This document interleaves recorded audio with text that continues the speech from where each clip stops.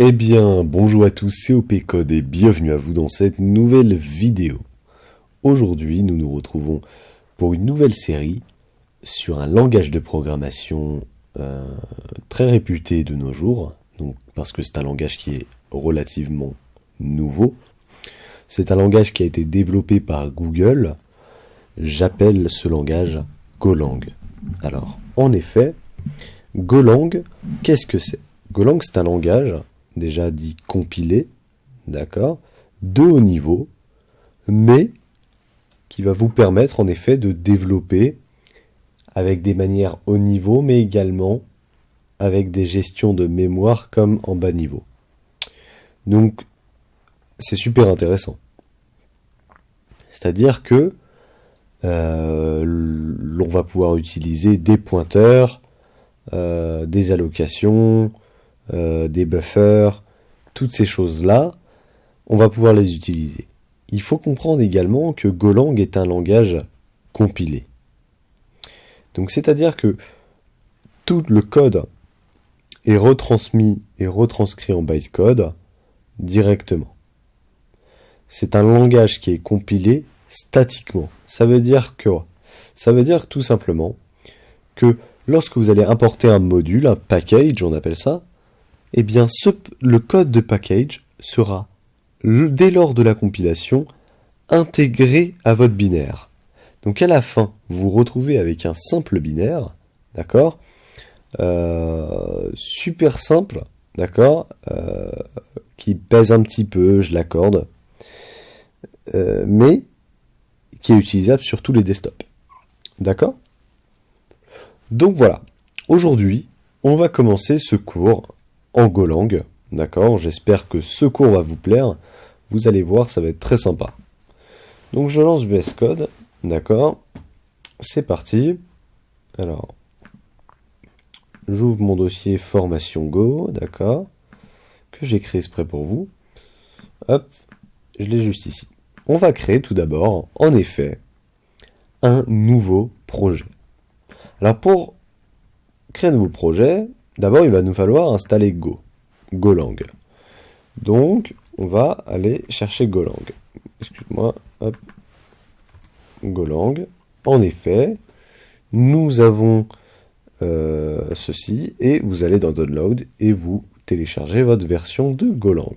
Une fois ceci effectué, assurez-vous d'avoir Golang en lançant un terminal et en faisant un Go version.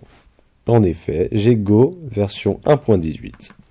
Alors la version de Golang 1.18 est très récente, elle vient de sortir il y a quelques jours, et c'est une énorme mise à jour. Ce qui veut dire que ce que je vais vous apprendre durant cette formation, il faut bien prendre en compte que c'est sur du Golang 1.18.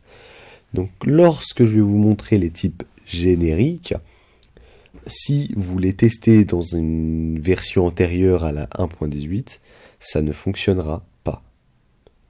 Et plein d'autres choses en fait. Donc, alors, c'est très intéressant tout ça. Maintenant, on va vouloir créer notre premier projet, donc notre petit Hello World. Donc voilà, on a l'habitude de le faire dans les langages.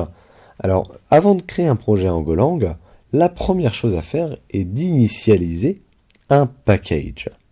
D'accord? Donc, pour ce faire, on va faire un go mode init.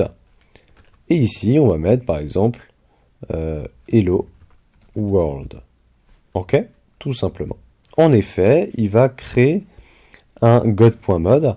C'est là que votre version de Golang sera créée et ainsi que votre module. Mais pas que. Il y aura également tous les packages que vous avez installés. D'accord? Tous les packages que vous allez installer seront mis ici. Voilà. Donc, voilà. Une fois ceci effectué, nous allons créer notre premier binaire en Golang. Donc pour ce faire, nous allons créer un nouveau fichier qu'on va appeler main.go. Alors, première chose à faire, en fait, Golang marche sous un système de package. C'est-à-dire que, en effet, vous allez devoir définir un package, d'accord, pour votre module. Ce package, par la suite, vous permettra d'être importé dans un autre fichier. Là, en l'occurrence, c'est un package basique.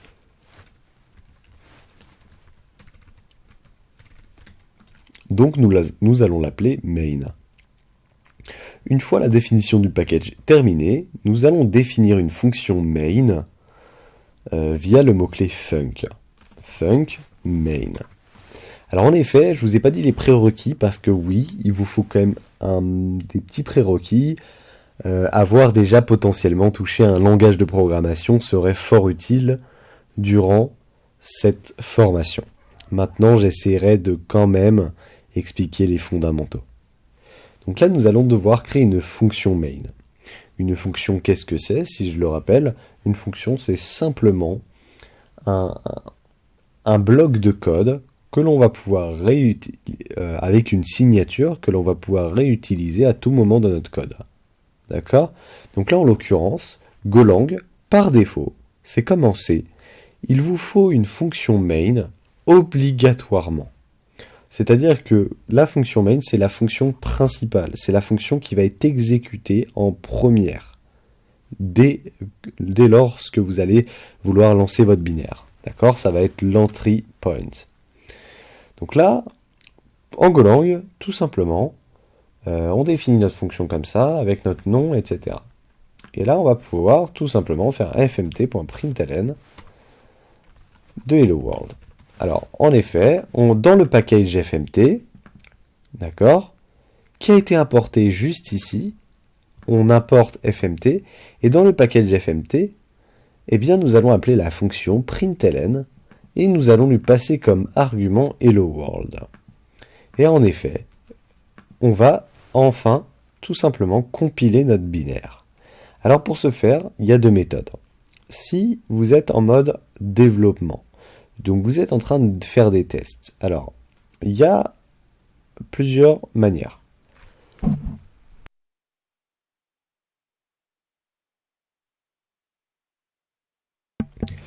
Donc avant tout, on va pouvoir tout simplement go run main.go.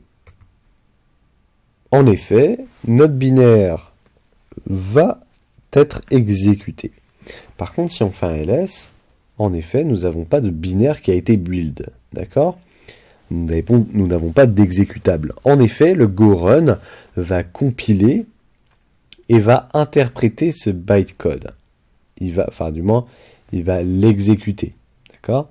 Par contre, aucune trace du binaire sera présente dans le code source, enfin dans le dossier actuel. Par contre, ça c'est vraiment si vous voulez juste tester votre code. D'accord? En revanche, si vous faites un go build de main.go, attendez un petit peu, et en effet, si on fait un ls, on voit bien qu'il y a un exécutable qui a été effectué, donc qui a été retourné. Il existe plusieurs manières. Si vous voulez donner un autre nom à votre exécutable, gomain.go -o lol.exe. Alors pardon, c'est l'inverse. Gofile, alors gobul-o, donc de lol.exe de main.go. Excusez-moi. Et voilà, en effet, lol.exe, si maintenant j'exécute lol.exe, on a bien un hello world qui est effectué. En effet, nous avons fait notre premier hello world en Golang. Alors, avant de vous quitter après cette première vidéo, il est vrai que je vous ai pas donné vraiment la raison d'apprendre ce langage formidable. Eh bien, il y en a plusieurs. Tout d'abord, il y a le fait que c'est un langage typé, d'accord, qui a une syntaxe haut niveau, mais qui a des performances très proches du bas niveau. D'accord? C'est-à-dire que votre Golang va être bien plus performant, bien plus puissant que un script en Python. Vous vous doutez bien. d'accord? Parce que Python, en effet, transforme son code en bytecode personnel, donc en bytecode que Python va ensuite interpréter grâce à leur VM, parce que c'est une VM, d'accord, que Python utilise, un système de VM. Voilà. Alors que Golang, eux, c'est un compilateur, donc ils vont tout simplement directement transformer le code de Golang en langage machine. D'accord? Voilà. Donc c'est ce qui va se passer lors de la compilation. Maintenant, voilà. C'est l'avantage. Maintenant, qu'est-ce qu'on peut faire avec Golang? Eh bien, si je vous dis tout, eh bien c'est vrai, en effet. On peut tout faire. Vous pouvez faire de l'application mobile.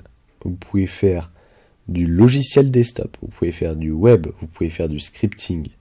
Vous pouvez faire un OS. J'ai déjà vu un kernel développé en Golang. D'accord?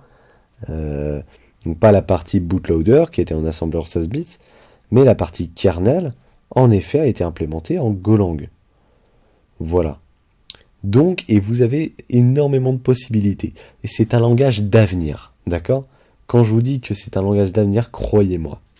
C'est Golang et Rust, ce sont deux langages incroyables. Et donc, c'est le futur, sincèrement. Donc c'est pourquoi je vous conseille fortement de vous lancer. Et vous allez voir que ce langage est formidable. Sur ce, je vous souhaite une bonne soirée et à la prochaine vidéo. Salut tout le monde.